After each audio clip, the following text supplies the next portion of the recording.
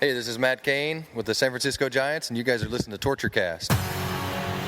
You're listening to a podcast by and for fans of the three-time world champion, San Francisco Giants.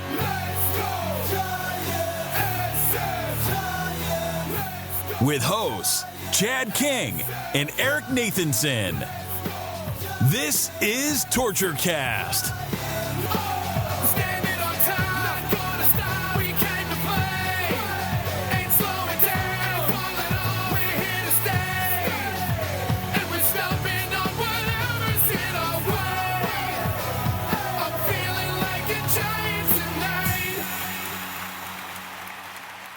Welcome to the TortureCast. It is now, can't believe it's May already, Eric, May 3rd, 2021. And this is episode 223, the podcast by and for fan of your first place. First place. That sounds odd. We haven't said that since 2016. San Francisco Giants. I'm your host, Chad King. And joining me today is one Eric Nathanson. How you doing, buddy? I guess you're kind of polishing one off here, huh? I woke up kind of late. Don't leave a man home alone. Things happen. Yeah, as you said, unsupervised. That's awesome. Yeah, unsupervised is exactly right. I'm doing well. I'm thrilled that the Giants were able to get a victory yesterday, so that they could have a happy flight to Colorado. And I'm looking forward to the fact that we're talking about a first place ball club with a winning record in the month of May. It's like you said. I can't believe it's May already. And here we are talking about a first place club. And happy 2-year anniversary to the comeback game in Cincinnati where Stephen Vogt hit the game tying home run 2 years ago. That's right. Yeah, when they were down 8-0 and they came back to win. Yeah. 2 years ago tonight. It was a Friday night. Yeah, I don't know how long first place is going to last, but as Borat would say, wow, it's very nice. This is very, very nice. Yeah, let's dissect to see how the Giants found themselves in this position, because I would tell you something. First of all, if you told me on May 3rd the Giants would be alone, technically alone, in first place, I'd be like, yeah, come on, you're joshing with me. I know it's early in the season. But secondly, I would have assumed that this prior week, because they were not in first place at the beginning of the week, that they would have, gone 5-1 or something. They went 3-3. So it's not like they blew the doors off. They just kind of treaded water, but it was the Dodgers who've just been playing like crap lately. And uncharacteristically, this is one of the worst stretches I can remember in the last few years. Yeah, it's kind of bonkers that the Giants could go 3-3 and move into first place. That's not something we ever absolutely considered. And not only are they in first place, they're tied with the best record in baseball. They're 17-11 along with the Milwaukee Brewers, who are beating up on said Well, they beat the Dodgers a couple times, and then the Dodgers whooped them yesterday. But still, they're part of the reason, those Brewers, why the Giants are in first place. So 17-11, though, best record in baseball. Winning record alone in first place for, what did you say, the first time since 2016? Since 2016. I believe August of 2016 was the last time they held first place.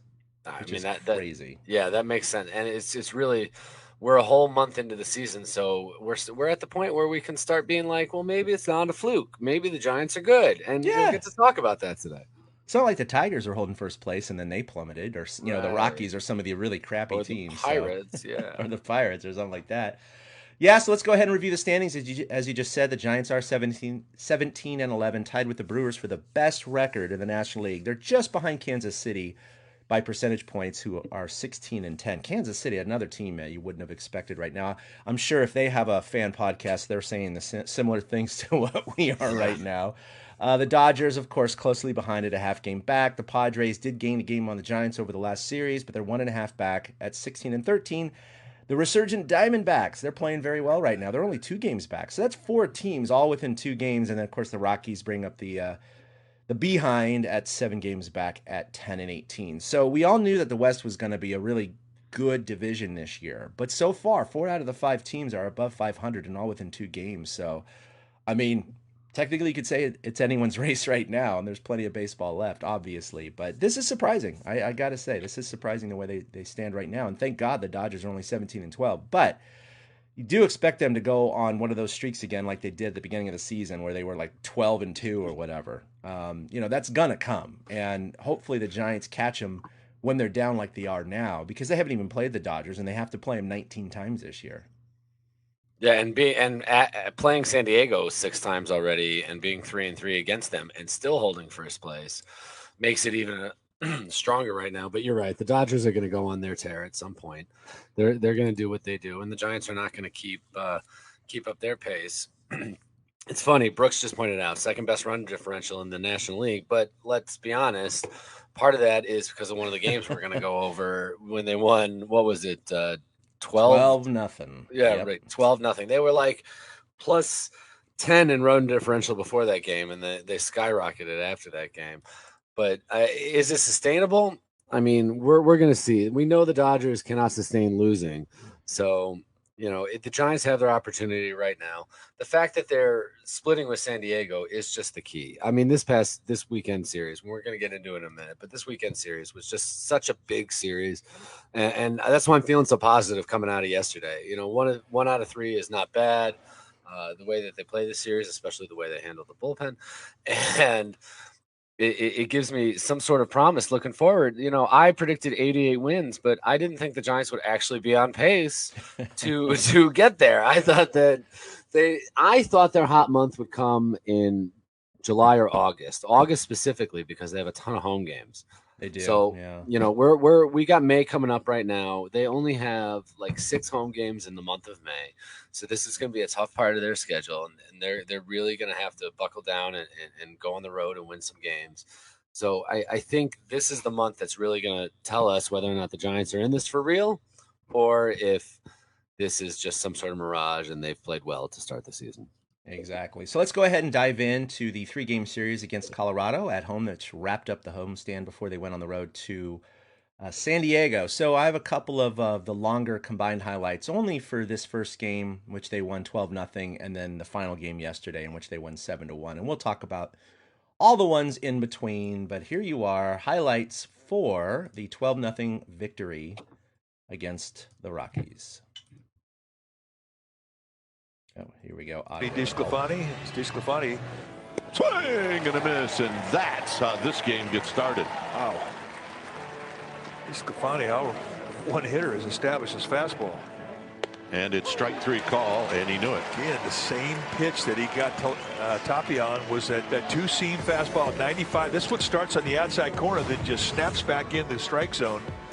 This is just a great pitch. I wish I could throw like that. Look at the performance on that pitch. He knows he's got a good one tonight. He was on that night. I mean, we're about to talk about it. Got him. Strikes out the side. First complete game for the Giants this year. The Giants have absolutely in scoring position. full shutout. It's nice when you have a big lead. Base hit left field. It's good. They jumped out right away too. Belt will stop as the throw goes through. Runners at the corners. Longoria gives the Giants a 1-0 lead. So here's Buster Posey. Base hit left center field. Oh my God, it wasn't a home run. Longoria, I know. who has been told not to run hard, is going to jog into Oh third. yeah, Longo left got his a double. game. Robbed him an RBI because he couldn't run. Giants runners Yep. at second and third with Ruff at the plate. Ruff picked him up. On the ground into the hole and a base hit. Longoria gets to jog home. It's 3-0. Longo was hurting, and he got to jog around the bases completely that time. How about that? I mean, Gomber's first outing against the Giants, he goes 6 1/3, gives up. Yeah, you and I could have done that. And here they've got 4 hits off him in this first inning. I mean, he got pulled in the bottom of the second Not inning. one of them has been Longoria. They have barreled him up. So here's Dickerson, who's hitting at 236. Slowly hit.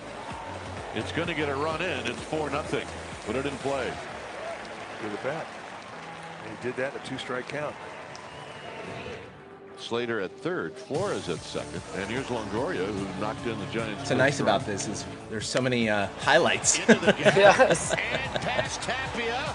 And early. These are really how they they should be winning games, is jumping out early. Yeah, it's one of the things we talked about is, they're going to win a lot of, win and lose a lot of one-run games. It's torture baseball has come back. And for the most part, that's absolutely been the case. But this is one of their few, laughers. Yesterday was nice, too. It was a nice, comfortable win. They're not happening very often. We'll take them. I mean, this is Longo hurt. The guy comes out, he goes 2 for 2, and he's like, all right, I'm done for the day. We're up 6 runs. It's the second Bosler inning. at third, Ruff at second, Dickerson at first. Dubon in the first was walked intentionally. Swing, and there's a drive in the center field, hit well. Going back, Daza still going back, and it's off the wall to the left of the 391 and Doobie's showing some signs Bosler here. Scores. Ruff Yeah, scores. balls are starting to Here fall comes for him a little Dickerson, bit. and they all score. That was the one that really So felt here's like he Trevor got the monkey Story. off his back. Story goes to Which would have right. been a bomb Ruff to moving either over. field, but And he makes the sliding catch. Not a problem. 1-2 pitch. Blackman strikes out swinging. Good old-fashioned hardball. 5 strikeouts, 4 scoreless innings for Anthony DeSclafani. yeah, the Buster's 2 for rotation is 3. really settling in, and He we'll talk scored about twice. it and break it down. But Posey we got hits a Buster high fly ball using his center field. hips Moving back like a Oh, hum. 26-year-old At Buster. the wall. Another homer for Here. Buster. Granted, that would not have been a home run prior to the Posey fences hits being his moved in. 5th of the year, Would have been and it's 12 almost a to can of nothing. corn. That's his third. He's hit on of the pace night. for something like 36 home runs or It's something great now. to see that swing again. Well, he finished with 6 in the month of April. So yeah, there you go, 36. Stays high, Incredible. and he unloads and backspins a high fastball. But he's got the high leg kick back and those hips. I mean, they're looking healthy. Take a look at They the are. splash can. It was up there. They're staying in and not This is just a turning big until he makes fly. contact with the ball. That's you can really see in his swing how he's locked in. Yeah, Great but you can see how that night. was an out in Anthony front of the old DeSclafani's warning got a track. chance to Yeah, finish it what he was. started. Now Okay, I'll this take this it. this killed me. In the Giants Chatter Facebook group, I set the over/under at complete games this year at 1 because I didn't think that Gabe would ever let anybody go completely. He throws. And then Disco throws a complete game shutout. On a slider that broke down. A little and easier, out of the yeah, when you strike have a zone, 12-run lead. off the Like, outside. all right, we'll keep him That's in. the truth. I mean, if it had been a Strikeout 2-0 number game, who knows if he still would have been out there. For DeSclafani. Here's the windup, the pitch. Strike 3 call. On 100 A pitches. fastball to the inside corner, Yep. about knee high, and that is the shutout. So yeah, that was a heck of a game there by the Giants, and they went cruising on, and they won one out of the next 2. And let's go ahead and talk about it. Buster Posey, by the way, that game had 4 hits, his 5th home run, 4 RBIs by Dubon, 3 RBI each by Longo and Posey itself, and of course, team batting with runners in scoring position was a beautiful 5 for 11. So that's how that happens. Game 2 didn't go as well. They lost 7-5 and 10, and it was one of those frustrating games where you look back at the coulda, woulda, shouldas, and this was definitely a coulda, woulda, shoulda. The Rockies, Aaron Sanchez, he's been way better than I would have expected, but he is pulling a little bit of a high wire act, I have to say. He's been pitching with a lot of junk and a lot of inaccuracy. He's putting a lot of runners on base that he's not getting penalized for. However, this game, he did get knocked. He had 5 walks. 2 of them did score. In fact, the Rockies' first 3 runs, those runners all got aboard via the walk. And that's where it gets frustrating because those are those free passes. And, one's going to happen here or there, but 3 in a game, that's rough. And that's where the game was tied at 3 going into the 9th. So, you just shave off 1 or 2 of those and maybe McGee can lock it down. But speaking of McGee, of course, he gave up a solo shot in the 9th, which, I saw some of Giants Twitter go crazy about again, saying he's washed up, he's done, he's hurt, he's whatever. It's like, look, these guys are going to do this from time to time. Yeah, that's the situation you want him in. It's a 1-run game at that point. Yeah, it's a one, well, then it was tied. When he came in and he allowed that solo shot. And then, of course, you're thinking, all right, well, maybe this game's over. And then Brandon Crawford absolutely ropes one. I don't have the highlight here, but he ropes one into the drink for a splash hit. And his wife was very, very happy on Twitter and then was very upset later. But that tied the game after that leadoff home run in the bottom of the 9th. But, man, it just didn't work out in the 10th. The Rockies end up scoring 3 runs, all off of rookie Gregory Santos, who has shown some brilliant stuff, but the location isn't always there. And, he got whacked. Obviously, you have a runner on second, so he's not responsible for that run. It's not charged as an earned run, but he allowed 2 home runs. Essentially 2 solo shots, really, but there weren't. One was a 2-run home run and a solo shot. So 3 runs in the inning. The Giants ended up scratching 1 in the bottom and lost 7-5. But again, is one of those games where the Giants had opportunities to score and they had gifts that they, bestowed upon the Rockies in the form of 3 walks that all scored. Well, 3 out of the 5 walks scored in the beginning of the game. So frustrating. It happens. It's baseball. It's 162, but they came right back in Game 3 behind Alex Wood and won 7-3. He had another great outing. He's now 3-0 in the year. 6 innings pitched, 4 hits, 2 earned runs, 9 Ks over those 6. And the team again had a nice night with runners in scoring position, going 4 for 10. So that's what the Giants are going to rely on is timely hitting. They're not going to have that juggernaut of an offense necessarily. We thought it would be a little bit better than it is now, and I think it will continue to get better. And the batting average has slowly been climbing, which has been a very, very positive sign for the team. Slowly but surely. I think in this last week they hit like 233, which is not great, but it raised their team batting average. So any positive sign we'll take. But they ended up winning 2 out of 3 against Colorado. I don't know if you had anything to say about that Game 3 against the Rockies that you saw. No, just the whole series in general. The fact that they've played the Rockies 6 times now and they've taken 5 of them. They're doing what they're supposed to do. That's just it's good to see that and not sit here frustrated over bad losses because they've lost. They're 1-3 in extra inning games. So that middle game, it just happens. It's the rule. I can't say that they're winning or losing because of the rule. The games are just getting over quicker because of the new rule. I don't think that they're blowing anything. And that's why it was nice to see them bounce back after losing in extra innings because they could have taken all 3 from Colorado. They could be 6-0 against Colorado already this year. Yeah. But, winning 5 of 6 against the worst team in your division, that's what you're supposed to do. So to me, it was a quality series and a quality homestand. After who I don't even remember who was in before then, but it was a winning homestand, and we talk about it. Play 500 on the road, win at home, and the Giants are doing that so far. Yeah, exactly. I believe they're just 1 game under 500 now on the road because of the series that they just completed against the San Diego Padres, and we'll get into that right now. Game 1, they lost another squeaker. They're 3-3 against the Padres overall, but all 6 games are at Petco Park. So 3-3 on the road against supposedly the rival to the Dodgers in terms of, quality and talent of a roster. I'm fine with that. We'll see what happens when San Diego comes to Oracle Park this coming weekend. But, I will take 500 against the Padres right now. I'll take 500 against the Dodgers. That's supposedly the elite talent in the National League. So if they're doing that in their house, thank you very much. But they're not only hanging with them, they really should have won 4 out of those 6, maybe even 5 out of those 6, you could argue. But we're not going to get into all the minutia of the first series of the year, which they had 1 or 2 of those tough games.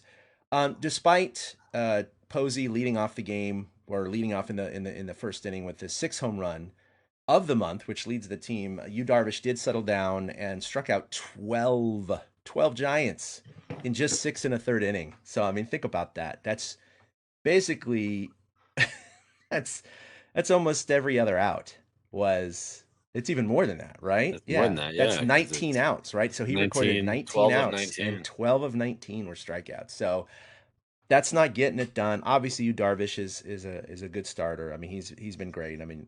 You followed him, I'm sure, a little bit on the Cubs and what have you, and there's no doubt that he's talented, but frustrating they couldn't get the bat on the ball too often. But the Giants still had many opportunities to win the game, including, of course, a pinch hit would-be grand slam by Darren Ruff in the 7th. It did just go foul, and so it was correctly overturned on replay. But then he struck out, and then the next batter struck out. So you had bases loaded with 1 out. They get no one runs across. Then the next inning, they loaded the bases again with nobody out and only struck 1 run across on a double play ball. Overall, they went 0 for 9 with runners in scoring position. And that's what I'm talking about right there. You lose 3-2, but they should have scored 2 or 3 more runs easily, right? And you obviously had a pinch hit foul grand slam. You can't take anything away from that. But they were saying in the win prediction percentage, the probability, I guess, they have those real-time graphs, that grand slam that was reverted back to a foul ball swung the win probability 47%. Which wow. Makes sense. It's 4 runs in the 7th inning that gives the Giants a lead. So, but man, talk about when they say baseball is a game of inches. That was kind of in a microcosm right there. It's frustrating, but I thought that ball was gone when he hit it. I really did. And watching it live, it was like, is it gone? Is it not? And then we saw replay, and it wasn't. But that was the frustrating thing. That's the story of the whole Padres series, is leaving runners on base. Going 0 for 9, and they left 8 on base for the game. It just, they're not situationally hitting. I'm getting kind of tired, and this is part of the reason they lost Friday night. I'm getting kind of tired of just seeing 3 true outcomes. I'm tired of just strikeouts, walks, or home runs. Like, put the ball in play. All they had to do was put the ball in play. And like you said, they had opportunities with the bases loaded, and we had strikeouts after that. I mean, you knew Ruff was going to strike out after that home run got called back. It was just absolutely set in stone at that point. And then Tauchman comes up, and he also strikes out. But they had their fair share of opportunities, and by not putting the ball in play, they're killing themselves lately. I mean, they had in the 5th, they had Crawford got hit by a pitch. Duggar follows that up with a double, and then Webb strikes out, and then Tommy LaStella hits a weak ground ball to the first baseman. But it's been the story of the whole series, is they'd get guys on, and then, they'd hit into a double play. In that game, in the 8th inning, they went single, walk to lead off the 8th, and then Longoria grounds into a double play, and then Dubon grounds out. And this was my biggest deal. This guy gives up a single. It was Pomerantz. Gives up a single and 2 walks. Nobody could find the plate. What does Longoria do? He comes up and swings at the first pitch and grounds into a double play. Like, what the F are you doing, man? Like, take a free gift. I mean, right. At least take usually in that situation. I mean, I know the pros they have a whole different scenario in the way we were raised, Eric, and I know we're a little bit old school. It's sad that I'm like older than every Major League Baseball player now. I hate that. Yeah. But, look, I know it's all about swing as hard as you can with 2 strikes and launch angle and whatever you want to talk about, right? And the defensive shifts. It's the game has changed. But in that situation, I just think the old adage, when you're down or it's tied, and when you have a pitcher who's lost control, you always were told, your coach always said, take till you get a strike. Yep. Take till you get a strike, period. Because they may open up the at-bat with 2 balls, and now you're sitting pretty until you get a strike. Even if he opens up with a strike, but he still is exhibiting that wildness, he could throw 3 straight balls, and now you're sitting 3-1. Point is, capitalize on the inconsistencies, and don't give him a free out. That's the whole premise of that, because they may end up giving you a free pass, or you get into a good hitter's count and you get some meatball down the middle because he's just trying to find the zone. That's the whole theory behind it. And look, I know Longo would probably say, well, that was the meatball. That's why I jumped on it. And of course, ends up being a double play. But if he hit a grand slam, we wouldn't have been talking about it. But it's just one of those things where it's like, make him work, make the pitcher earn it. Don't give him a freebie right off the bat. I'm continue to be underwhelmed by the Giants batting coaches. They just don't seem to have an approach when they're coming to the plate. The approach is all find the pitch that you want to hit and drive it as far as you can. And it's a little weird as Giants fans to kind of have to adjust to this. Yeah. Because we're not used to all or nothing mentality, and it seems to be what it is now. And I also can see the flip side. I can totally see jumping on the first pitch because the guy's been wild and he's going to try to get one over on the first pitch. So you're sitting there waiting for a cookie. The problem is, like you said, try to get yourself into a better count instead of dealing with the first pitch. At least give yourself a hitter's count where he is forced to throw one in there and it's coming. And then I see what you brought up on video. The way this game ended, this whole series, the umpiring was atrocious. And I saw somebody going online, you try to do this and you try to do that. Well, let me tell you, man, I've done it. Yeah. I've done it. And I'm going to shit on the umpiring from this weekend because it was that bad. I felt like they went to replay every other close play. They had to go to replay. And then just behind the plate, these strike zones were just ridiculous with how they floated. I mean, I'm assuming that, I forget the guy's name, I thought it was Angel Hernandez or Eric Hamari Gregg right away. Obviously, it wasn't Eric Gregg, rest in peace. But, I mean, he must have had a dinner reservation or something because, this is he had, like, was it his anniversary or something? He's like, guys, I got to get out of here because I'm going to play this. For those of you listening to the audio podcast, just a reminder real quickly, we do stream this live on Facebook, video every single Monday. So we are bringing up video highlights. So what I brought right now, of course, is the last sequence in the 9th inning. I believe there was one out at the time. Wilmer Flores is up at the plate against Padres closer Mark Melancon, ex-Giant, who just never could fit in here, but apparently dominates as a closer everywhere else he goes. Sits here, not with one, not with two, but 3 straight balls clearly outside, out of the zone. Wilmer takes all 3, and all 3 are called. So here they are, in order. First one. Strike one. And that's not even close. It's not even like catching the black. And there's Wilmer. He's barking. He's like, you got to be kidding me, man. I think what also drives me nuts about this is... You look back at this one, sure there are 2 outs to go here. I'll go ahead and turn down the volume there, yeah. Well, I was going to say, it's funny, you can tell the Padres announcers are not thrilled about this. How did Kapler not get tossed? Pomeranz. Serious trouble. It's been a tightrope act all night long. Yeah, they don't even address that one. And I don't know. I guess Flores at this point, here's a replay of pitch 2. I mean, again, Padres, are they just like the announcers just kind of being quiet about this? The 0-2 pitch. And here it is, number 3. That's strike 3, 2 down in the 9th inning. Back-to-back Ks for Mark Melancon. Poor Flores. How did Gabe not get tossed there? I don't understand. Go out there. Fight. I don't care. It's a 1-run game. Go fight for your guy. Go scream at the umpire. It's not for. It might not be for this game. It might be for other games. Set a precedent. But go fight for your guys. Look how far outside that is. That's like at least 6 inches. At least. I love the Padres announcers literally just go, his setup's outside, fastball, and that's it. Like, you don't hear anything else from him. I think the internal monologue is like, Jesus Christ, did we just get away with 3 straight bad calls there? I feel like, I don't know if you've noticed this too, but I feel like umpiring across the board has just been horrible this year. Chad, did you see that Andrew McCutchen play the other night?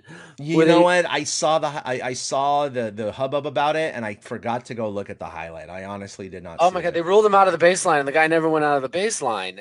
And this is the same as the week before. There was a guy running up the first baseline that they said interfered, and the guy never interfered. Like, for some reason, umpires are looking for shit that's not there this year, and it's getting frustrating when you're in a 1-run game. I mean, I know it's not a pennant race because it was April, but. I mean, hell, these are the games that matter. I don't get mad at umpiring too often, but this whole weekend was just. Look, I know if the strike zone was correctly called there, 9 out of 10 times, it's not going to have an effect on the final, score of the game. Wilmer could have grounded out. He could have singled and then just been stranded. Whatever. We're not saying, oh, well, the Giants would have won if no. It's just it's hard to watch the bat literally get taken out of his hand. I mean, you see occasional bad calls and you go, okay, well, strike 1 or strike 2, an occasional strike 3, and you're like, that's just baseball. I mean, umpiring and human error is a part of it. That was so egregious. I don't know what to say. And the NBA has that 2-minute report. You're familiar with that, where they, in the last 2 minutes of every game, they file a report saying, okay, our referees were wrong on these calls in the last 2 minutes. I really wish that Major League Baseball had a similar report for all the umpires. I know they have umpiring scores and they have a lot of internal reviews and discussions because they have all these automated strike zones. And so there's even services that there's a Twitter account, I can't remember what it is I subscribe to or follow, where it shows you the general accuracy and precision of every single umpire by game. So it analyzes, the balls that should be strikes and the strikes that should be balls, how far outside or inside of the zone they are. So they give them all these precision and accuracy percentages. And if I recall, a good accuracy is, in the mid-90s, right? Getting a little more than 9 out of 10 calls correctly. I looked up Angel Hernandez on purpose, and he's like at 83%. He's like really low. And to think that he's blowing like 1 out of 5 calls almost is pretty bad. Think about that. I mean, there's usually 300 pitches in a ball game. And if he's home plate umpire, I mean, he could be blowing, 50 calls a game, balls and strike calls. It's so crazy. Funny. Angel Hernandez is getting stray bullets because, he's Angel Hernandez. I know. Adam Hamari was the home plate umpire for that game on Friday, which is the same initials as Angel Hernandez. Yeah. It's just another AH. Right. His overall accuracy that night was 91%. Well, I guess that some of that 9% came on those last three. That's for sure. It did. It shows the worst missed calls. You're talking about umpire scorecards. Yeah, that's the worst missed calls of the game. All went against the Giants. So we're gonna naturally feel chafed about such a thing. You know, it was Pomerantz to Slater, Darvish. Wow, and then a couple of Darvish early in the games that were called strikes that weren't. So, I mean, it umpire scorecards is the Twitter account where you can go see how they do. The average accuracy is 94% for a game. I said his mid-90s was kind of in the middle there. Right. So, I mean, you know, he was below average, but boy, did it really bubble up in that last inning. I swear, yeah, he had his wife's anniversary or something. I mean, he had to go somewhere. I mean, I get it. San Diego is a really nice town, and people want to go gas out. Lamp District, you know, I used to go down there for my GIS conventions all the time. I love the Gas Lamp District. It's fantastic. So, yeah, maybe he had a steak dinner reservation. He had to go, you know, whatever. He had to. Yeah, Sergio shows here, you know, maybe another reason to think about robo-umps. Yeah, I mean, we won't have that conversation now. They're experimenting with it. You know, I personally am not on board with it yet, but, you know, as long as these guys are within the realm of kind of average accuracy, you know, I think we can all live with it. We have for over 100 years. That's how I feel. Outliers are going to happen like that game. It's just, they're going to happen, and every umpire has tendencies to call things low, high, outside, as long as they're consistent, right? You know, if he had been calling balls 4 inches outside the entire game, both teams would adjust to it. But when he just pretty much does that bulk of it, especially those 3 in a row at the very end of the game, that's when you're like, dude, you weren't calling those strikes most of the game. Why suddenly 3 in a row? Like, you miss once in a while because maybe, you know, something in your eye, you saw something different, there was a flash of light, you're like, yeah, that's a strike. The 3 in a row, that's like, yeah. Anyway, we won't beat this dead horse too long. But let's get to game 2. It was another tight game until the end. Machado hit a 3-run bomb in the beginning of the game off DeSclafani, but he settled down after that, didn't allow any more runs through his 6 innings pitched. The Giants pulled within 1 at 3-2 in the 5th, but again left the bases loaded multiple times. But in the bottom of the 8th, things kind of unraveled. Camilo Doval came in and allowed 3 runs on 2 hits and a walk. And that kind of made it 6-2, and the Giants just had 1 inning left to try and score those 4 runs. The San Diego bullpen, which is the best in baseball right now, allowed no hits over their last 4 innings of work. So, again, it was one of those games where you look at the scorecard and you go, oh, 6-2, okay, you know, they lost that one fair and square, no problems. But again, multiple opportunities lost during that game, which, you know, could have swung it in any direction and changed the whole situation on who would have been pitching in the 8th. But it is what it is. Well, that's what confuses me. If Rodgers is going to be used 1,000 times this year, maybe throw him in a game where you're down a run instead of always when you're up a run. Yeah, like that's the kind of head scratching part to me. Like Rodgers was used yesterday when they had I think a 5-run lead at the time. And he wasn't used in a tight game here. So I'm still kind of scratching my head about Kapler's management of the bullpen. I got to say, I'm not impressed thus far with who he decides to throw out there. Now, Camilo's going to take his lumps. Yeah. Jurickson Profar was like just waiting in the weeds for that fastball that he threw him. And it was funny because Camilo adjusted and he didn't throw him a fastball yesterday when he faced him. But, you know, you're going to expect that. So why would you want to put a guy out there that could allow the Padres to extend their lead and make it, you know, an end of game situation? Because the Giants were in this game the entire time. Nothing happened after that Machado home run. Yeah. And it was so funny because Disco goes complete game shutout. And then in his very next game, he goes single walk home run to the first 3 hitters. So he goes through an entire lineup, you know, 3.5 times, doesn't give up a run. 3 batters into this next game, he's given up 3 runs. Yeah, no, it was really, really quick, and you're kind of like, uh-oh, is this going to be where he starts, you know, tanking? No, right. It's like and then he settled down system. Just fine.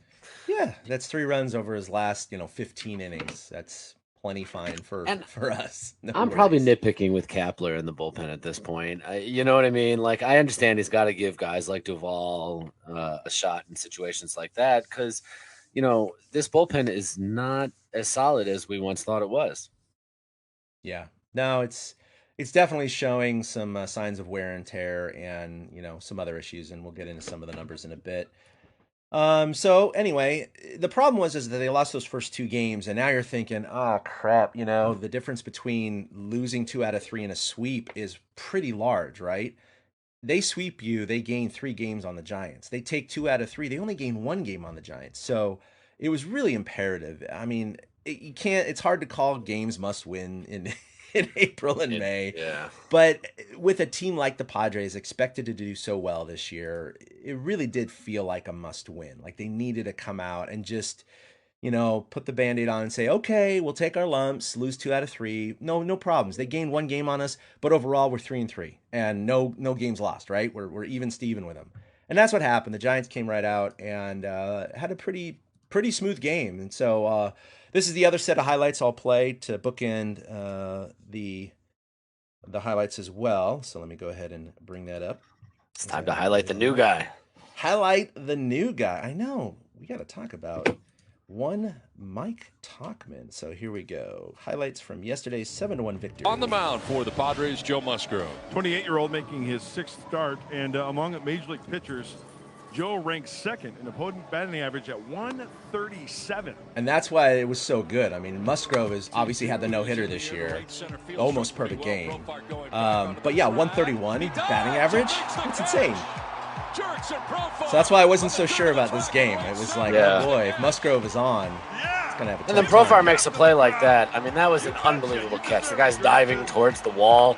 So you kind of think, oh crap, it might not be the Giants' day again today. Yeah, not quite Blanco, but it was very good.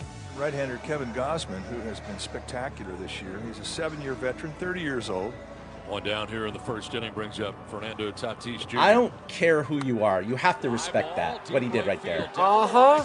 I mean, that was like a Melanson pitch that we just highlighted. Yeah, it was. That ball was like 6 inches off the plate. He managed so why couldn't Flores do that? No, I'm just kidding. You just kind of laugh off a homer like that. And that was Tatis's first hit of the whole series. So the Padres won those first 2 games with him doing nothing. Yeah, 2 on, nobody I know. out. That's what's really remarkable about it. Tatis was basically non-existent in the first 2 wins. Listella hits a fly ball, shallow left, sprinting Well, over. take things like drop, that. And that Little bloopy bloops. That guy totally almost grabbed the ball. Oh, he totally did. It was a Giants fan, too. Yeah. It was like, uh-oh. The Giants tie the game on a little blue pit down the left field line. So the leadoff walk to the 8th place hitter is turned into a run. You're at the top of the order. Still and here we go. Newly out. acquired Mike Tauchman from the Yankees. Hammered to right. Yoink. Man, that was just so big when that was hit. I was just like, home run, and it's 4-1. nice sigh of relief. Like, they're not going to leave these guys on base again. Another opportunity lost. Nope. They'd been doing it all weekend, and these were gifts. They had a walk, and then Gausman tried to bunt, and there was an error, so they finally took advantage of an opportunity. Yeah. He drives one to left. The old man. And he makes the Grandpa. Getting on his horse. Hey, Grandpa on his belly, 2 down. And that's a 1 pitch out, and Kevin Gausman appreciates the effort. So here is Caratini. Here's his pitch. Splitter. Look at that Struck thing him dive. out swinging. Man, Caratini that's a chased it. vicious pitch. That was just beautifully thrown. I don't know how you feel, but when Gausman takes the mound now, I just relax. I feel like the Giants are going to cruise. Now a swing, and there's a line drive Absolutely in the left with center field. That's a him. base And now, hit. even though he's only Racing had back 3 into his starts, right but I'm feeling is like the that with center Alex fielder Wood, Christian, too. and it's off his glove and Yes, rolls away. Alex Wood Bam has over just to pick been it up. dominant. Racing around third, Gausman And to a headed certain home. extent, even And he will Diesel score, Lafani. I mean, and he's in been the third fantastic. is Tommy Listella, Other than that 3-run and it is bomb, I mean, he's been... 5-1 Giants.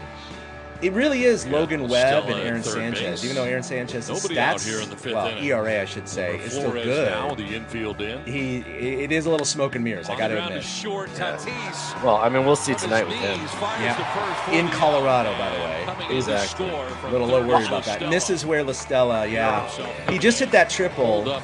So he might have had something happen on that triple and then just trying to accelerate. Going up the middle. One of the better defensive plays we've seen to make this year. Not good. We have Steven Duggar. So Listella is... As a grounder right side. I didn't know the results. I know he was going to have an MRI today. We'll talk about that in a bit. Yeah, I haven't seen anything thus far. Laying it out, he flips to Tatis, and they force out Dubon at second base. 2-1 down to third. Nicely Yeah, I know there's a hit by couple of Machado. Padre highlights in Gets here. up That's and what you throws get him with out these mixed across the highlights. diamond. But Well, this was a big deal. Not only did they jump out 4-1, they added on to make it 6-1, and then here's 7-1. This was the most boring inning in the history of baseball. The guy walked 4 guys and struck out 3. So it was. I don't think the ball got put into play. Struck out the side though.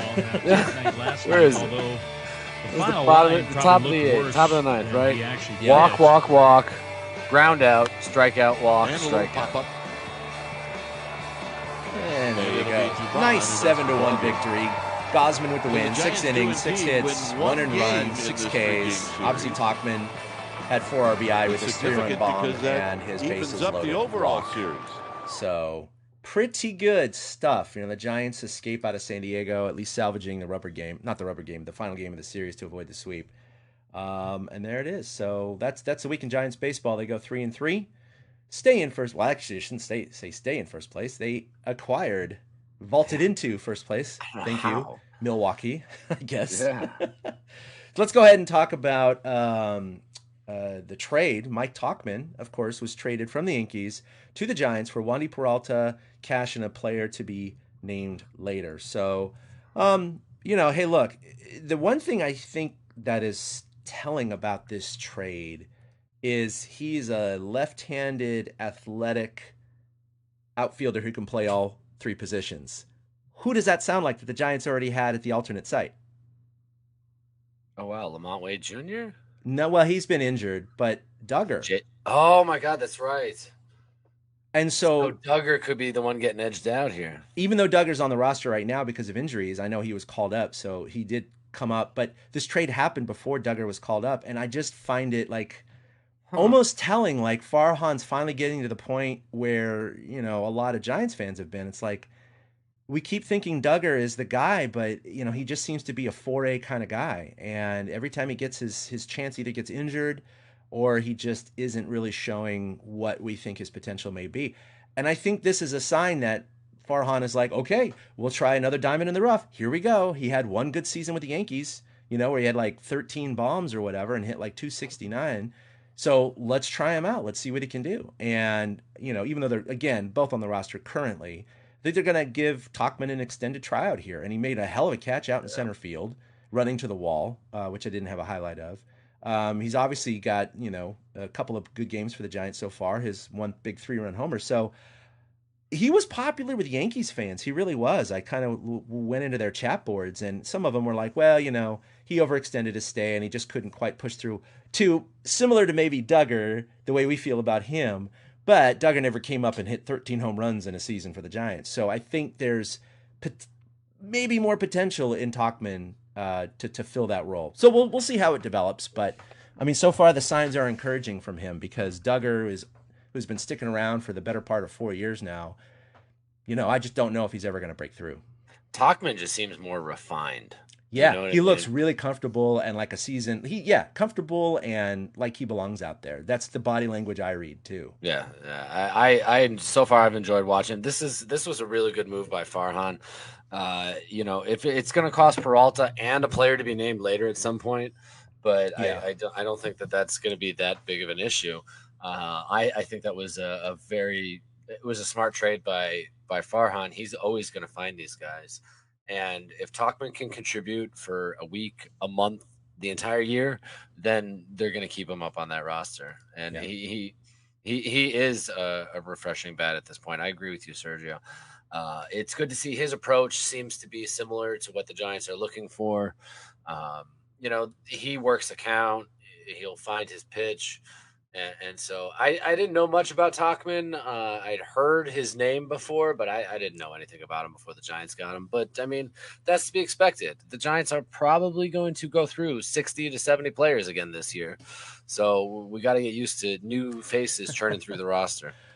That's the crazy thing. I mean, we had a lot of transactions with, Sabian and company, but I tell you, Farhan definitely cycles through the roster faster than you can – you can even get to know these guys, like you just said. 2019, the Giants used like 69 players or something the entire season in Farhan's first year. So here we are. Last year was a hiccup. Here we are with another full season, and this is what we can expect: is he's going to go out and do these kinds of things. Yeah, it's refreshing in the sense of like, if you're a young guy or you've been in the organization for a few years, there's pressure on you. There is none of this like, oh, you're a forever Giant. We're just going to keep you around because we like you. There's clearly a sign that Farhan is nothing but business. Not to suggest that Sabian and Bobby Evans after him were not about winning. They won 3 freaking world championships. There's no doubt about that. But it's just the way they went about it is the Giants seem to be able to absorb. And they had some of those great last-minute signings and free agent signings from old guys, from your Burrells to, your Cody Rosses and, there's a whole long list of them, obviously, but this is different. These are like not just older guys. These are some younger guys that have bounced around in minor league systems for a while. And sometimes it just takes a fresh place, a fresh set of eyes, a fresh environment to reinvigorate some of these careers. And he looks at the, the analytics, and he knows what these guys are capable of doing. And if they don't work, he just runs through them. He just churns them out. Revolving door. Okay, you were here for 3 weeks. We didn't see what we hoped we'd see. Took a flyer on you. Thank you for your service. DFA, or whatever. It's definitely cutthroat. Yes, like Sky Bolt gets signed, gets promoted, gets designated for assignment. Like all within a week, this guy went through everything. The Giants have already used 36 players this season. So I know, and we're like it's May 3rd, 28 games in. I know. Yeah. This is just crazy. So. All right, let's talk about a little bit of injuries. We saw Tommy LaStella, who was supposed to have an MRI today on his calf. They do expect him to go on the 10-day IL. It definitely looks like one of those kinds of injuries. Yaz is eligible to come off the injured list as early as this Friday, May 7th. Crawford is day-to-day with a contusion on his leg from being hit by a pitch. But, we might see him start, if not come off the bench here in this series in Colorado. Johnny Cueto is still out until at least May 9th. And then Reyes Moranta experienced some forearm stiffness and has been placed on the 10-day IL. So it's sad to see him go back on the injured list. But, the Giants have built this roster clearly for depth. We've been talking about it forever. And what's kind of nice about, you have your Buster Posey who's having a renaissance of a career or of a year. Longo, who obviously has been doing better as well. Crawford's shown some strokes of power, although his batting average is still low. Most of the other positions, when the quote starter, the guy who starts the most, he may not be the starter, but he starts the most, goes down, it really is kind of apples to almost apples. They're replacing them with guys that are very similar or have strengths in different areas, but equally have like the similar WAR or impact on the game. So it's not like you're losing a Barry Bonds in left field and you got to stick out, a Mike Tauchman out there. I mean, this is like, okay, Solana goes down and obviously his bat is number one, but his defense isn't that great, right? Then you go to LaStella, who doesn't strike out much at all, has good contact. Now he's down. So now you're probably down to, Wilmer Flores and Dubon commanding the middle of the field. We'll see what happens over at third. Longo's back, but he's been kind of he might be even considered day-to-day right now. You just kind of feel like, okay, next man up. I don't think it really, to me, it's not like, oh no, the Giants don't have a chance of winning in Colorado now because Tommy LaStella is not at second. Oh, Wilmer Flores is at second? Okay, I'm fine with that.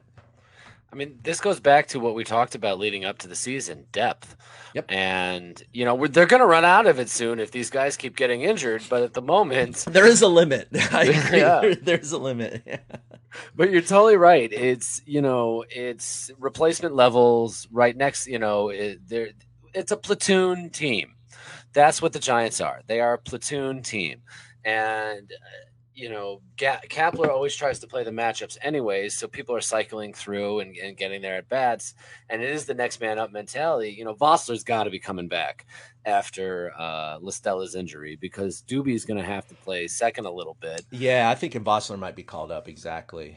No, I mean, if it's not Doobie playing second, Vossler's the one to do it, and then Doobie has to stay. I know he's been struggling with his bat. He's gotten a couple of hits lately, but he's got to stay because they don't have another backup shortstop. They traded for Thairo Thairo Estrada from the Yankees again a few weeks ago, and he's in their system. But Right. I don't think that they've even entertained the idea of bringing him up just yet. They said he will be getting at bats this year, so the Giants kind of expect this.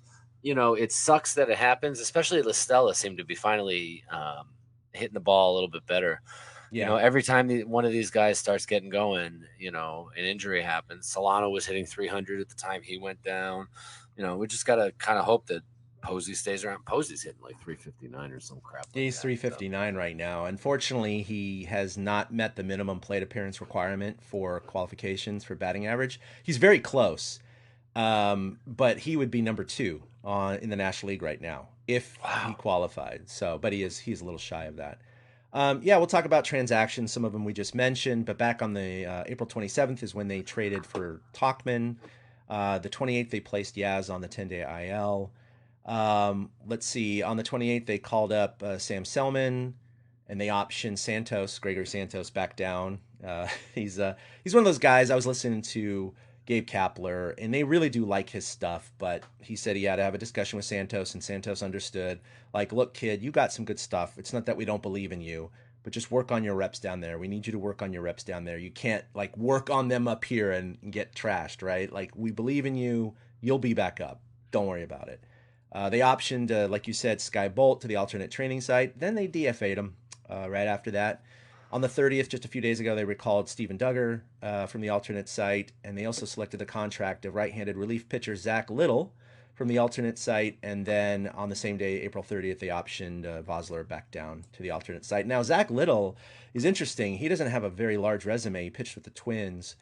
Primarily, he's had a couple of bad years, but I've been looking into some of the video highlights, and he says, he has 1 1/3 now pitched with the Giants in the San Diego series. His splitter looks good, and apparently it's developed lately. This is not what he was using when he was back with the Twins, and so that's kind of the excitement about Zach Little. And I'm hoping this is one of those little things that Farhan and the scouting team has picked up on, where it's like, oh, this guy that didn't impress you with his stats and his age prior, but hey, look, he's got a new splitter. Maybe this is something special. Oh, yeah, we got reports. Oh, yeah, our scouts say this. Okay, let's take a flyer on him. And he goes out and he looked pretty good in his short, 1 1/3 with the Giants so far. But, I mean, these are those little things that may help. The Giants' bullpen is struggling right now. They are 10th in the National League in ERA for the bullpen. Right. And so these little things are going to help plug in those holes. And so maybe Zach Little will be part of the answer. I mean, they needed to get a little more right-handed, so at least they know that they can, hopefully know they can depend on him, because they needed to get some right-handed arms in that bullpen. And now we got a series in Colorado, so he's going to get work, because everybody's about to get work. Oh, I know. I'm not, that's not... Especially with Sanchez starting tonight. I'm sure it's going to be a bullpen game. Oh, no kidding. Oh, boy. So I think that was it for transactions and injuries. I don't know. Did you have anything else that you've seen down in the alternate side or heard about that? No, they released the, I don't have them in front of me. I should have probably prepared this. The Giants released their single A, double A, and triple A, who's going where. And I believe Ramos is going to double A.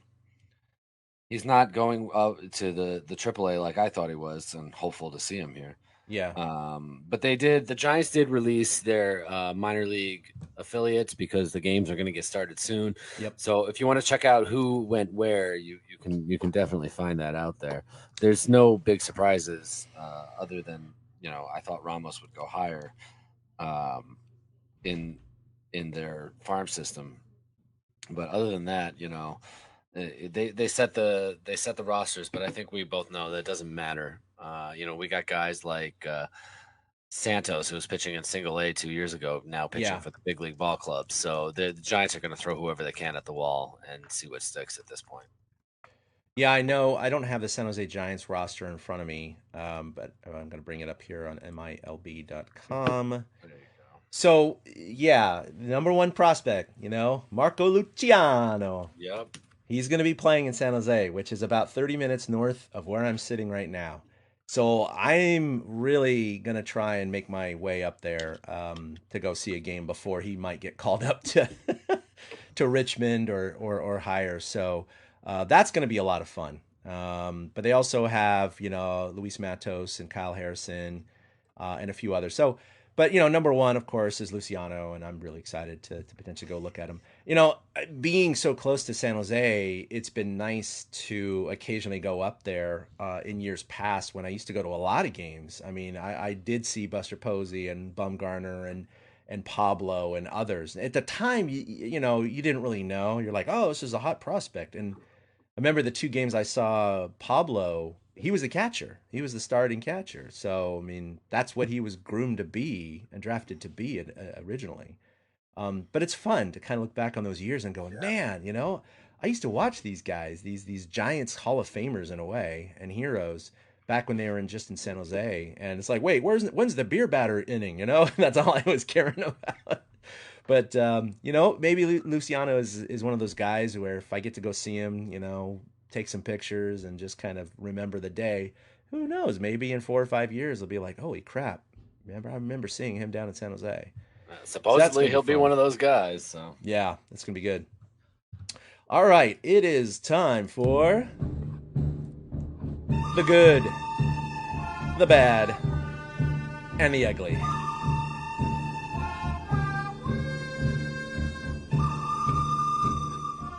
All right, let's talk about it. The good, the Giants team ERA stands at a combined 3 even, which is second in all of baseball behind San Diego's 2.91. So nothing to sniff out there. That is just fantastic and better than I think any of us could have imagined. However, the starters do have the best ERA in all of baseball at 2.37. And that is well ahead of San Diego's 2.64, which is, that is impressive, man. That is nothing to shake a stick at. That is just remarkable. We're talking about a rotation that, we couldn't even have thought about these 5 names really just a year ago. This is crazy. Maybe Gosman, right? But the rest of it is kind of like, what? Who? What? How was this patched together, and how is it so successful right now? And Johnny Cueto's been injured, so he's not even a part of that. Right, exactly. That's not even really thinking about Cueto, who's only had 2 or 3 starts.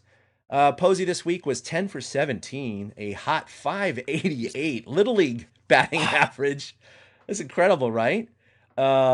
He also had 2 bombs and 5 RBI and is now hitting the aforementioned 359, which would be second in the National League, but he's just short on minimum qualification appearances.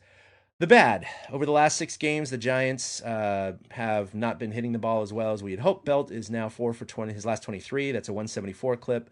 Flores 3 for 17, although I'll say 3 for 16 because of those 3 strikes. Anyway, that's a 176 clip, and the Giants hit 239 over the last 6 games. So it's not good, but they raised their batting average for the season to 220. Did you update this week? I swear to God, this is the exact same bad that we had last week. It's very similar. Yeah, it's very similar. I'm hoping that, there's like some better stuff to talk about, but there's great stuff. When you talk about the good, the bad, and the ugly, you have like a mediocre and the bad there. So it's well, they still raised their batting average to 220. That's the silver lining of hitting 239 for the week, right? And then, of course, the ugly, the Giants bullpen is still just not picking up the slack. They have good games, and they have a lot of bad games, a lot of stinkers. And there are some outliers in the sense that's inflating the CRA. I get it. So if the bullpen goes out there and lays an egg and gives up, 4 runs in an outing, that's going to, spike your ERA. But it's currently 10th in the National League at 4.46, which is almost double the starters' ERA. So, overall, the starters have absorbed way more innings because they've been so successful. They're going 5, 6, 7 per game. And of course, you had Desclafani going, a full 9 the other day. So they're absorbing most of the innings. That's why their team ERA still stands at a nice low 3. But, the bullpen ERA just needs to come down a little bit. If you're giving up three runs a game, you should be winning the majority of your games, I would think. Yeah, so, and they are. Yeah, so, we can't complain, like you said, in the overall aspect, but it would be nice to see the bullpen pick it up a little bit. And Kapler's trying. He's throwing everybody out there to see what works. He's trying. Who knows? This is probably not the episode to go into it, but Kapler, his decisions might be factoring into why the bullpen's struggling at times. there's nothing really egregious to that sticks out from this last week, but somehow, some way they got to get it together. That's been the mark on Kapler since he was in Philly, is that he's not good at managing a bullpen. And it's easy to point fingers and jump on him right away, but I think that's partly a result of the fact that they don't really have guys with set roles, and he's still trotting guys out there and trying them out in different situations. So I would expect the bullpen to get better as the year goes on, as guys start establishing their roles.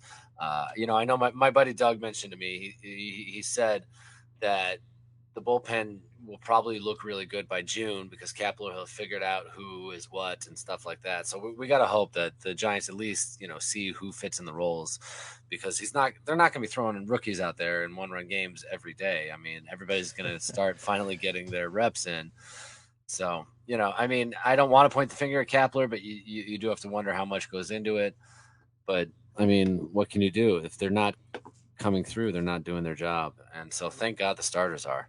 I mean, if the Giants starters were not doing what they're doing, they would not be tied for the best record in baseball or the most wins in baseball at this point. No, clearly, if the starters were even just barely above league average, let's say, I don't even think they would be 500. I really don't. I think it would be that bad because they've had so many close games that they've relied on the starters to they had to dominate. They had to go 6 innings. They had to allow 1 run over 6. That's just the way they've been winning. And so we already noted, they're not doing well in the run score department per game. They're near the bottom of the National League. They're near the bottom of the barrel in batting average and on-base percentage. The only thing that they've done reasonably well in offensively is home runs and power and getting those timely hits on occasion, which have resulted in, you can point to at least 3 or 4 wins with pinch hit home runs or big home runs in the middle of the game. That's a big swing when you're 6 games above 500, right? Think about it. You don't win 3 of those games, you're 500. That's the swing. 3 wins less, 3 more losses, and then you're right at 500 at 14-14. So those really have made a marked difference. And then if you lower the starters ERA a little bit, or increase it, I guess I should say, you're under 500. So that I think you hit it. That's their strength. That's the only reason that they're doing this well. I don't think we can expect the starters to maintain a 2.37 ERA through the All-Star break. I don't think that's happening. They're going to have burnout. They're going to have stinkers. They're going to have bad games. That's just normal. But that said, you also expect the offense to pick it up a little bit and hopefully make up for some of that. So everything goes in like in tidal forces, it ebbs and flows, and we'll see what happens. But I'm happy. I've been supremely impressed by this team. They finish April on a really good mark. And May started off at 1-1, and we'll see what the month brings. But coming up, they have 3 here in Colorado, which is always just a wasteland of horrible baseball. And the Giants seem to have really horrible luck there. I don't know what, I'm sure other teams do too, but I'm just saying the Giants just always seem to lay eggs there. It just always happens. So I fully expect, and I'm not trying to be pessimistic, but I fully expect them losing 2 out of 3 here. I just do.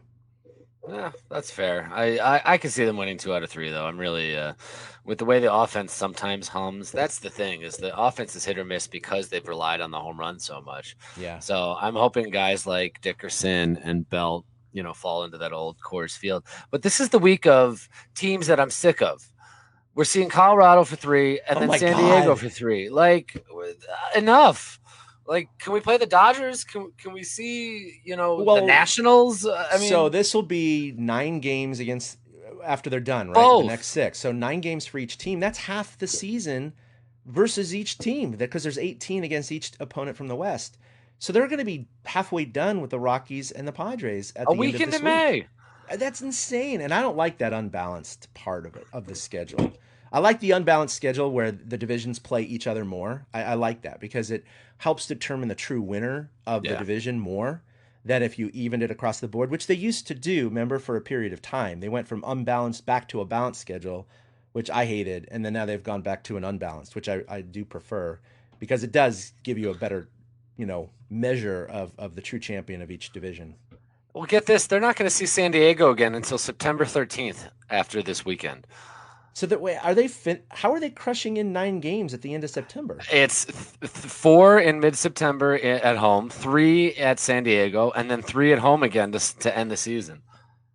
Holy crap. Yeah, so as much as the Padres were crammed into this month, they're crammed into September again too. Wow, bookending the season with the Padres. I mean, it could be Pretty exciting much. if the Giants are still in it then, and the Padres are in it too. I mean, that's going to be real exciting baseball. That hey, look, shades of 2010. I'm just saying. Woo. That's true. We'll see what happens, but that's just weird. I don't That is like it. very weird. I mean, and so we've got these 3 in Colorado, and like you said, it's the House of Horrors. Then they get a day off, and 3 at home against San Diego. And 3, they only have 6, 1, 2, 3, 4, 5, 6, 7, 8 home games in the month of May.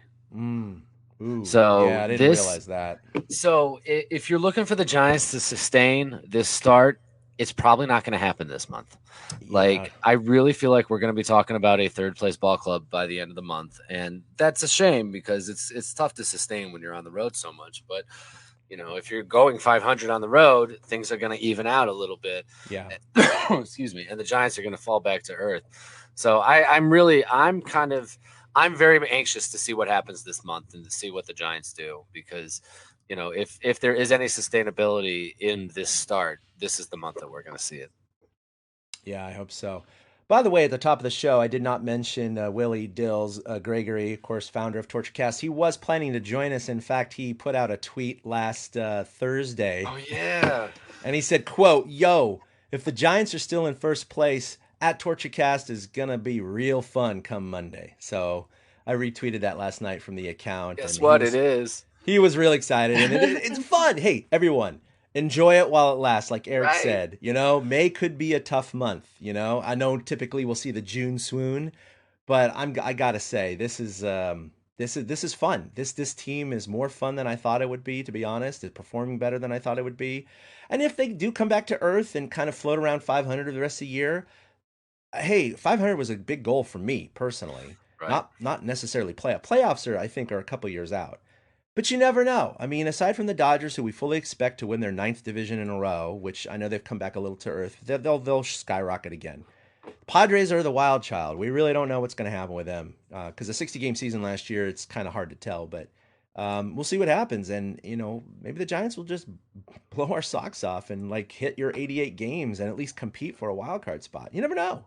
This is why they play the game, right? This is why they don't simulate games, which, by the way, that brings me to a point on MLB The Show I got for our PS5, and I have the Road to the Show where you create a player, and bring them up through the minor leagues. This year they have a special 2-way feature because of Shohei Ohtani. Oh my God. You can have your player do both, right? So I said, okay, I'll give it a shot. He'll be a position player and then a pitcher every 5th day. So in his second start of the year, granted, I'm starting on the easy level because I'm trying to get used to the controls and, whatever. I'm just having fun.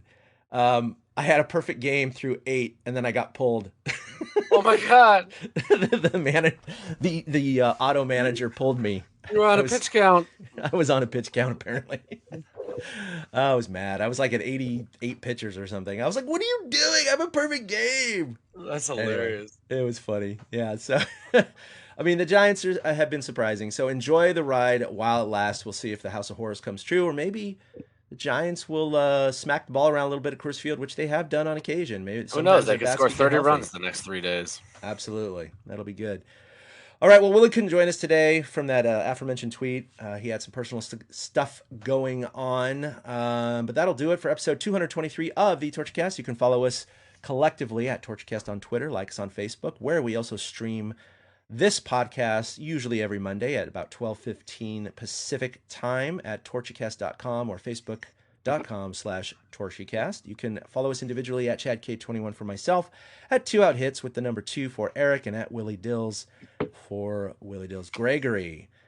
Let's see what else. Oh, I still am doing a podcast with Willie called Hard Edition. We record every Tuesday night. It's usually posted late Tuesday or early Wednesday. It's been a lot of fun. We're really talking about everything, a wide spectrum of topics.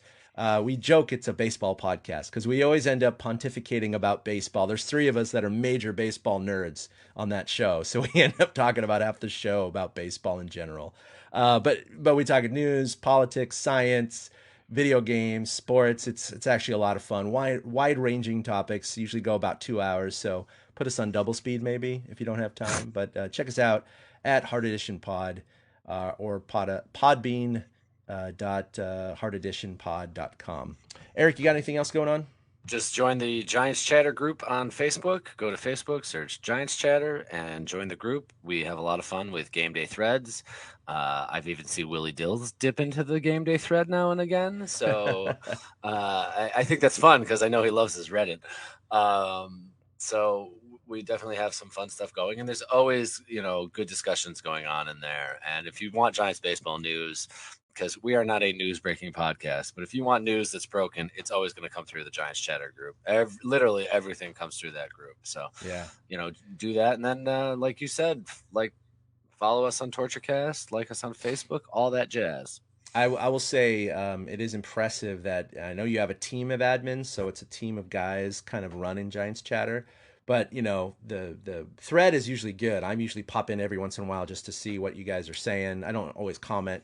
Right. I don't know how you guys can do it, or certainly how some of the other admins do it, because I don't have time to follow, every pitch of every game and be in a game thread for 3 hours. I can't. I got baseball practice with the kid. I got softball games with the daughter. I've got all sorts of chores. I got work I got to do. I mean, working 40 hours a week. So it's tough, but I'm really glad you guys are there because it is fun to kind of tune in and see what the non-toxic, which is what I appreciate.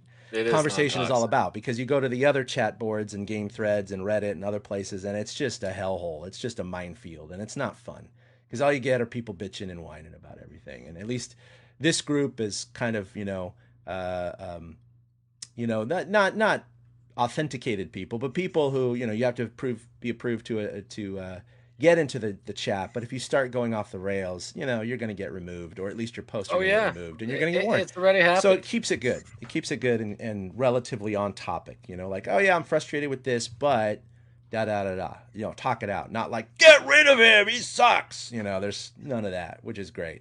Well, it has really shown me that, because I'm a Twitter guy, and it has really shown me that there's a lot of people that aren't Twitter people, and they end up somewhere else for the game, and so it adds to a good second screen experience. It does. Yeah, I usually have both open. All right, well, that will do it. We'll see you next Monday. We should be streaming around 12:15 Pacific again for episode 224. I am hoping to cover my first game of the year next Monday evening against the Texas Rangers, so I'll update you guys on that, because that'll be fun to fully participate in Twitter and Facebook while I am a captive audience member in the press box. I can't go anywhere. There's no kid that can interrupt me. No softball practice or game I have to go to. So that'll be good. So that'll do it for Eric and for Willie. This is Chad signing off. We'll see you next Monday. Boom. Happy birthday, Willie.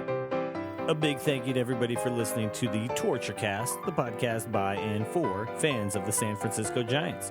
Follow us on Twitter at TortureCast. You can also like us on Facebook or check out our blog at TortureCast.com. I also want to say thank you to Ashcon and Bailey for letting us use their song Feeling Like a Giant for our intro. For Ben Lee and Chad King, my name is Willie Dills saying, we'll see you next time.